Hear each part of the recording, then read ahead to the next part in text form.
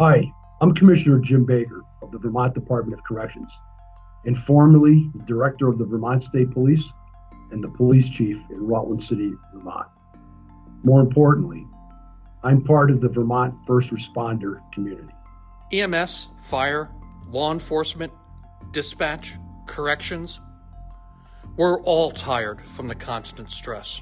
We are pretty good at handling this short-term situational stress, but 2020 has thrown us all a curveball. In these unprecedented times, our state first responders are facing a once-in-a-lifetime challenge.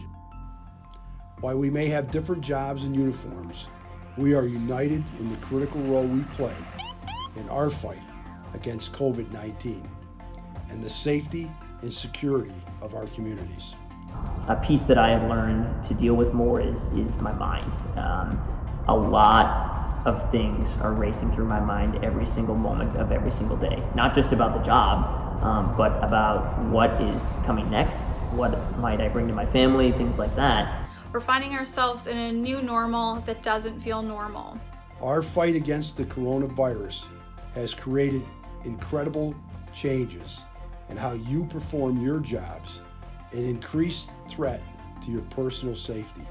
It's an invisible threat, and no one knows who's positive. Could I be the one that brings it home? This is a little bit different. There are a lot of additional stressors associated with the pandemic. The constant stress and uncertainty you're facing in this pandemic has consequences for your physical and mental health, and ultimately your ability to protect the public and your family. We're all tired, and so it'd be easy to say that we'll get more sleep in the future, but that may not be possible. These complex issues and changes in the dynamics of your job can increase stress levels that, when combined with prolonged exposure, can become unhealthy and detrimental to your well-being. First of all, you have to recognize the signs of stress in yourself and in your fellow first responders. Some of the stressors that have entered into my life that have manifested themselves in anger and frustrations. Building and maintaining our resiliency is key to managing the long-term stress created by these difficult and trying times. If you notice signs of unhealthy stress levels in yourself or your teammates, there are steps you can take and should take. To take care of each other, you talk. You share how you're coping. Utilize resources like EAP, peer support, a clinician, or any other professionals that can assist. It comes down to how you treat yourself, how you treat your body, is going to be a direct result of how you feel and how you can cope with some of the stressors, in this case of the COVID-19 pandemic. Take good care of our minds, stay connected, and stay resilient. Historically, first responders have been unlikely to reach out for help, even if they recognized that they were having a difficult time with the stressors of the job.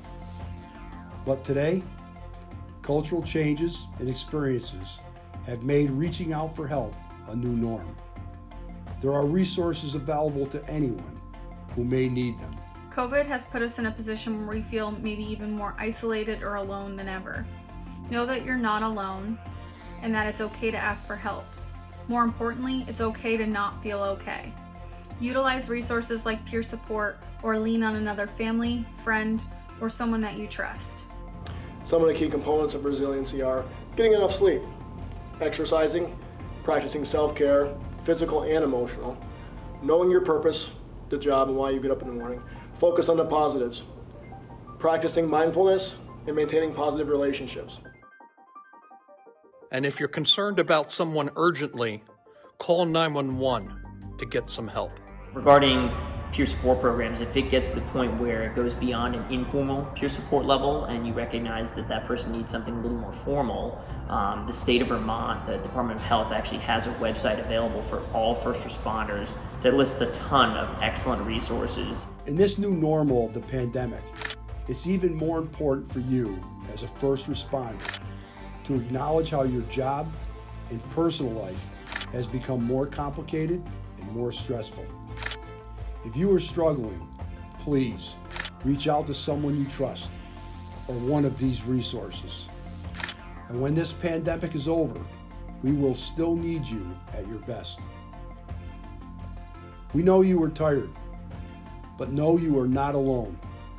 We are all in this together, always.